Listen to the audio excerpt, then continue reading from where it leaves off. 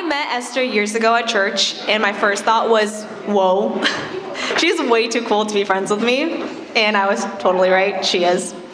But somehow she wanted to hang out with me and be my friend, and her friendship has impacted my life in the best way possible. We did everything together. I remember a time when people used to, if one of us would show up somewhere without the other person, they'd be like, wait, where's the other one of you? But we just spent so much time talking about Jesus together, exploring downtown Portland together, getting coffee, going hiking, going to the gym. Throughout our years of friendship, I got to learn from Esther how to be bold and how to be brave, how to stand firm and not care what other people say about you. I learned how to love fiercely and how to be a steady friend in someone's life. And from Esther, I was reminded time and time again of the Lord's faithfulness. I cannot recall how many times Esther would tell me, Becca, I am praying for my future husband day and night. She was so faithful in that. She would talk to the Lord with so much certainty and faith that he would provide the perfect man for her. She protected her heart for years, just waiting on that right person. Then Esther and I were on a trip to California, and she gets some texts. And they were from Thomas. And I still remember just digesting over what he was saying. And then to them going on their first date and getting texts back from Esther being like, guys, I'm going to marry this man. And here we are now. It is such a testimony of God's faithfulness in your life. I know that both Esther and Thomas can say that the Lord truly did orchestrate your relationship. Thomas, I have loved getting to know you. And I can tell how much you love, adore, and treasure Esther. She lights up whenever she talks about you. I've never seen her gush like that before. I'll record her one time and send it to you. I know you will now take on the role of being her best friend for life, but I can say she's in the best hands. You treat her so well, and Esther always tells me, Becca, everything about Thomas is just perfect, he's the perfect man. I'm so happy we can be here today, celebrating the love you two have for one another and praising the one who so wonderfully brought you guys together. I can't wait to see how the Lord will continue to use you to further his kingdom. I love you both. Congrats to both of you guys.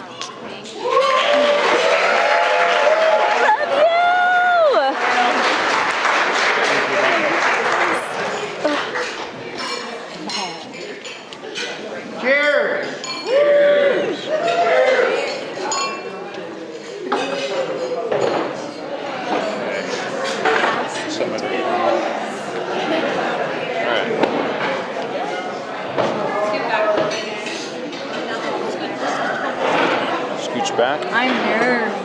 That better be all for me. About me. You ready for this? Be good. Are we gonna move on? Well.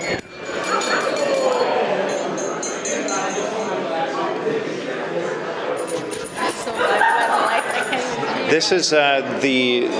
This is the best men speech. But we didn't really figure out who was going to go first. Does anybody have a coin? Let's flip a coin.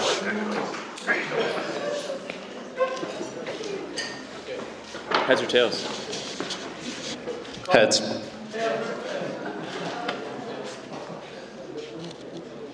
It is tails. Let's do this.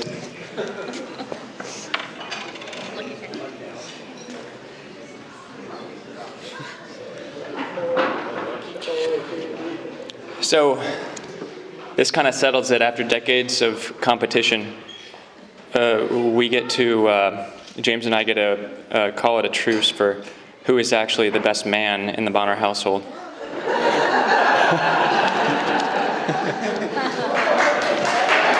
That's right. Yeah, so for those of you who don't know us, we are Thomas's older brothers. I'm Phil. What's your name? I'm James. So we just want to start by thanking everyone who came out here to celebrate Thomas and Esther. So thank you all for coming out. It's a pleasure to have everybody out here. Thank you, guys.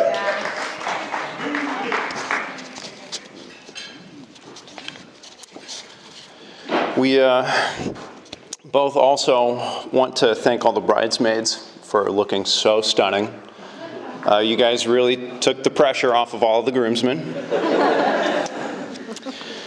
We also want to thank Bob Hill for letting us use this fantastic property.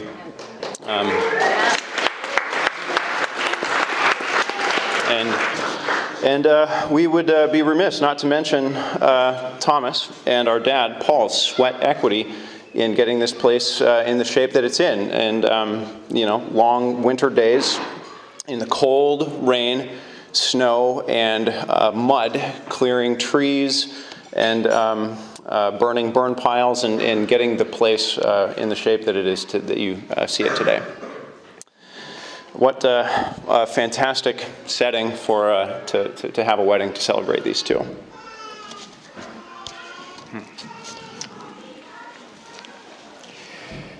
Even though this speech is a best man speech, honestly, Esther, today is more about you.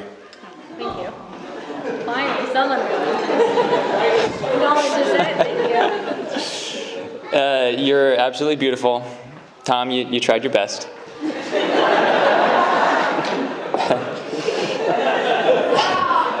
As Thomas's older brothers, we knew that one day we'd be standing right here giving this speech. And Thomas is fortunate to have, not one but two brothers to add some extra pizzazz to this speech. So you're going to get a double dose.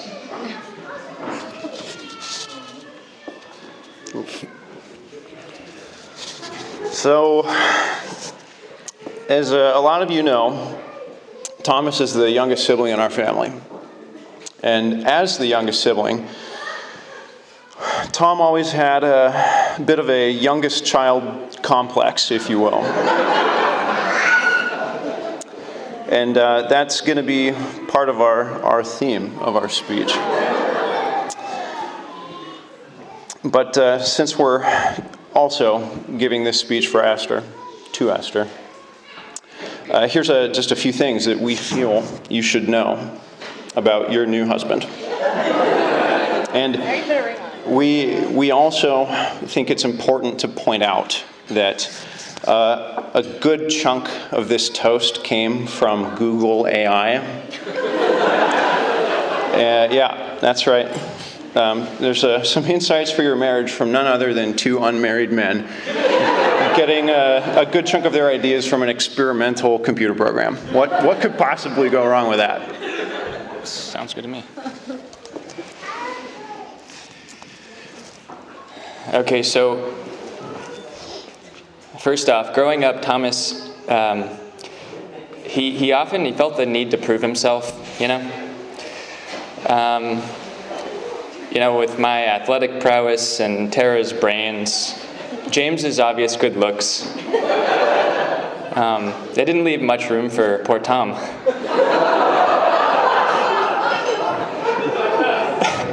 Early on, he'd want to keep up with James and I outside, whatever we were doing, whether we were playing cowboys and Indians or chopping down trees, whatever we were doing. Try as he would usually be on the losing side.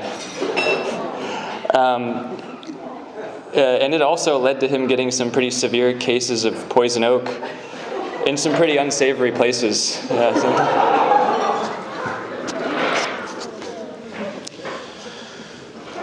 So once Tom learned that he was no match for Phil and I physically, he turned to his dear sister, Tara. Maybe he could pull off good looks. Tara helped Thomas with makeup tutorials and fashion, and they would play dress up for hours.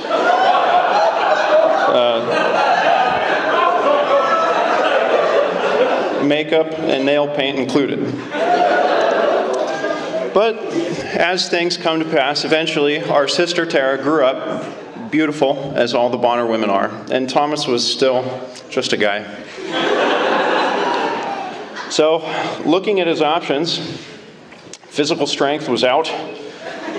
Good looks was definitely out. What else could there be?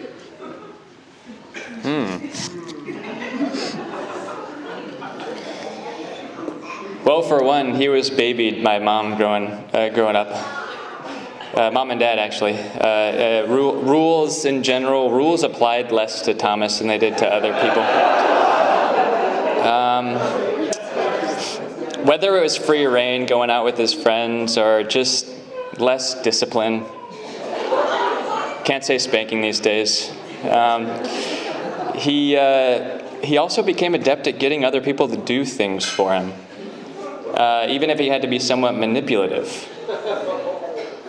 His two greatest feats being, it seems like, getting his dental school class to elect him president, and getting Esther to go on a date with him. Let's be honest.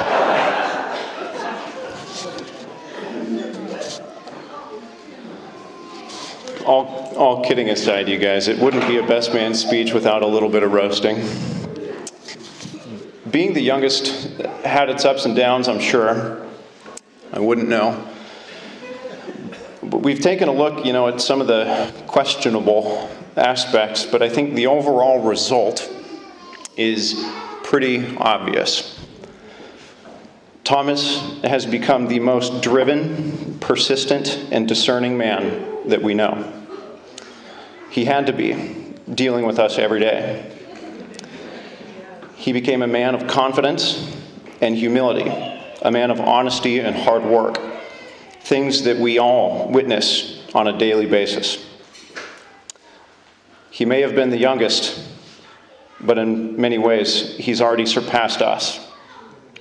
And he's a man that we have the utmost respect for, and he's one of our best friends.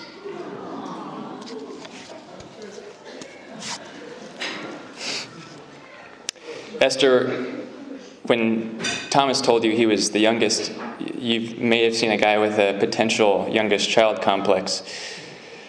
But as you spent more time with him, I'm sure it became clear all the traits Thomas has that makes him a good man and ultimately a good husband. And Esther, aren't you glad you've got a man who you'll never have to remind him to floss his teeth?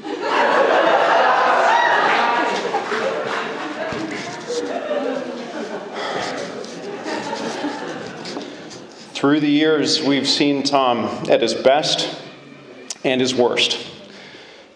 But Esther, we've never seen him as happy as he is with you.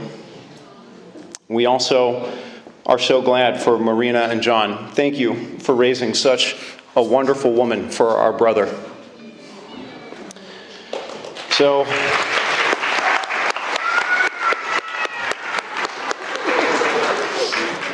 as brothers, we are accustomed to drinking to pretty much anything.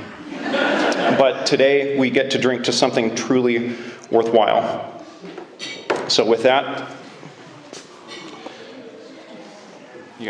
let's raise a glass to Thomas and Esther and to their grand journey ahead. You're here. Come on.